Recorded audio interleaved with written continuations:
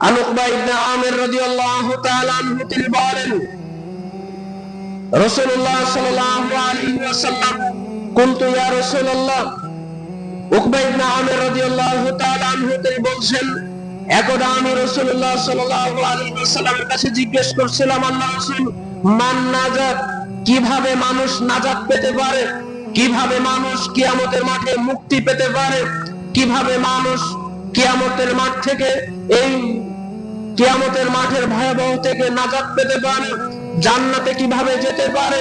রাসূলুল্লাহ সাল্লাল্লাহু আলাইহি ওয়াসাল্লাম বলছেন, আমসিক আলাইকা বিলিসানিক, তোমরা নিজের জিহ্বাকে সংযত রাখো।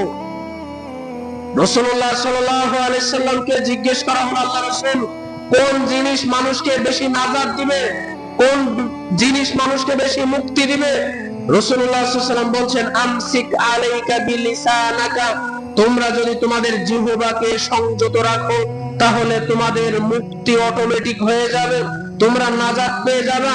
2 নম্বর, ওয়ালিয়াসআকা বাইতাকা, তোমরা তোমাদের বাড়িতে অবস্থান করো তাহলে তোমরা নাজাত পেয়ে যাবে। ওয়াবকি আলা খাতিয়াতিক, তোমাদের যে পাপ হচ্ছে এই পাপের জন্য তোমরা আল্লাহর কাছে কান্নাকাটি করো এবং পাপ থেকে দূরে থাকার চেষ্টা করো। 3টা কথা বলছেন আল্লাহ রাসূল সাল্লাল্লাহু আলাইহি ওয়াসাল্লাম। উকবা ইবনে আমির রাদিয়াল্লাহু তাআলা আনহু তিনি বলছেন, আমি রাসূলকে জিজ্ঞেস করেছি সাল্লাল্লাহু আলাইহি ওয়াসাল্লাম, হে আল্লাহর রাসূল, আমাদের মুক্তির উপায় কি, আমরা কি করলে নাজাত পাবো?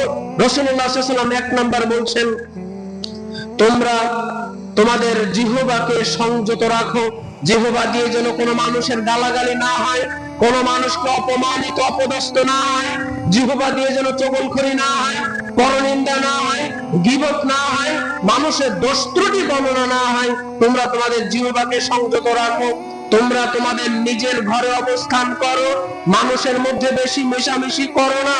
যদি মানুষের মধ্যে বেশি মেশামেশি করো তাহলে তোমাদের দোষ ত্রুটি বানানো হবে, তোমরা গীবত করবা, পরনিন্দা করবা, মানুষকে অপমানিত করবা, লাঞ্ছিত করবা। 3 নম্বর পয়েন্ট, রাসূলুল্লাহ সাল্লাল্লাহু আলাইহি ওয়াসাল্লাম বলছেন, তোমাদের ছোট বড় পাপ হয়ে গেলে এটা নিয়ে আল্লাহর কাছে তোমরা কান্নাকাটি করো এবং পাপ থেকে দূরে থাকার জন্য আল্লাহর কাছে দোয়া করো। এই 3টা বিষয় আল্লাহ রাসূল সাল্লাল্লাহু আলাইহি ওয়াসাল্লাম মুক্তির জন্য আপনার আমার কাছে বার্তা পাঠিয়ে দিয়েছেন।